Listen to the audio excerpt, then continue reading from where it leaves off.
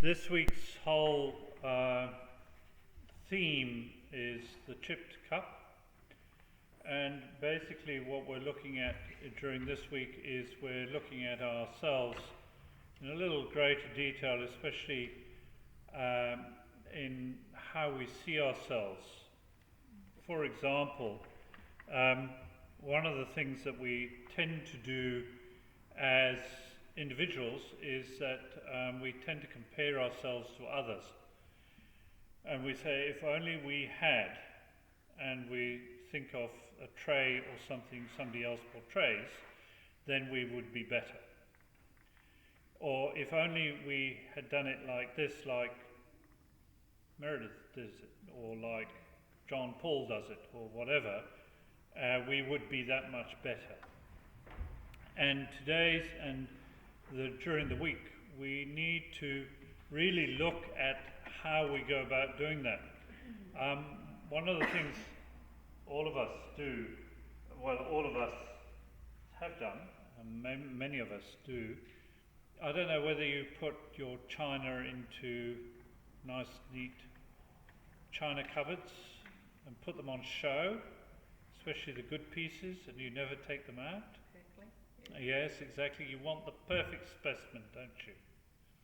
And yet, if we have them out, and if we have them on the shelf, just like photographs and things, our china will, some of the painting will fade.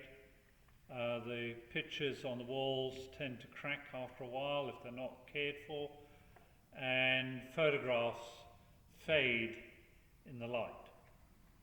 And that's all part of the process. And sometimes that aging process, if it is aging, gives us information about and stories about the piece that is on display. If you take it out of that cabinet, you can actually show it to people. They can handle it, like I saw somebody handling a mug just now. You can handle it and look at it, and in handling and looking at it, you automatically deposit debris on it, and you automatically deposit oils on it. And if it's not cleaned regularly, that's why you keep it in the cupboard, because you don't have to clean it quite so often, because it's out of the way and it's not touched. And yet you can't really tell the story of that piece unless it's out and visible.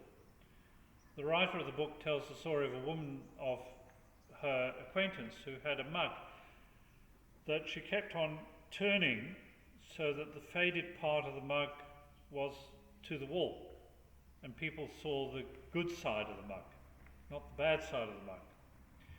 And then after a few years and months of doing this, she actually turned it round. And she said, well, actually turning it round, it tells a story. It tells the story of that piece. And if we think of ourselves as we grow older and maybe wiser, we also contain chips, nicks, cracks, wrinkles. I got there eventually. And all those things which bring character into us as we are. And sometimes it's those chips and wrinkles which we despair of are actually the places and the things that show our care and show how we are developing and how we are interacting with our community. Because the wrinkles and everything don't come without experience. They don't come without the stories.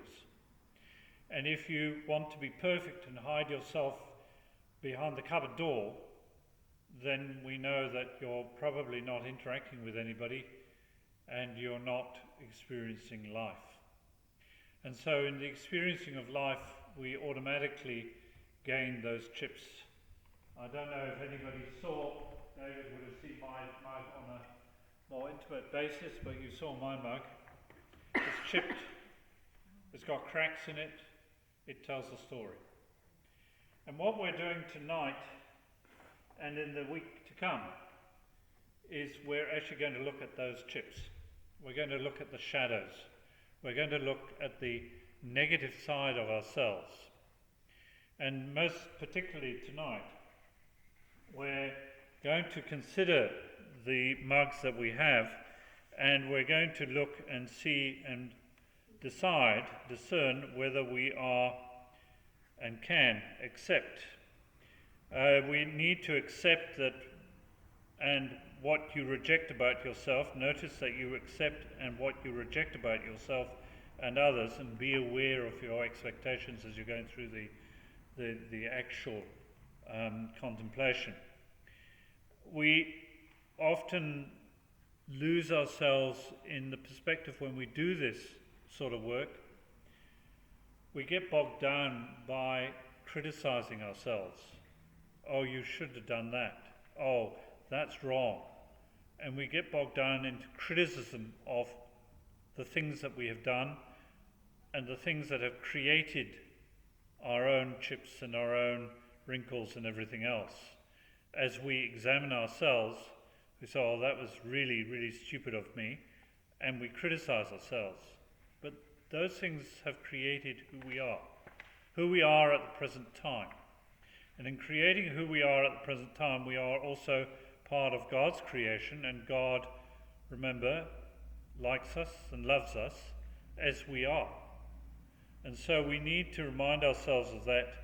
And tonight we need to stop criticizing ourselves, because criticism doesn't help. It just keeps us stuck in our own problems. And the reading that we often use here, or we have seen in the past, is that reading from Matthew, I think it is, where it says, "Be perfect as your heavenly Father is perfect." I haven't got the direct quote, it's not there, but that is a quote from the Bible. And David, I'm sure you'd know where that came from. Sermon on the Mount. It's a Sermon on the Mount somewhere, yeah. I think it's after the Lord's Prayer, somewhere like that. And it's translated as, "Be perfect as your heavenly Father is perfect." That is actually an inaccurate translation. It actually says, or should say, "Be whole, for God is whole." So we're looking for wholeness, not for perfection, as in holiness. So we're looking at as the psalm today, which is given, Psalm 139, verses 13 to 14.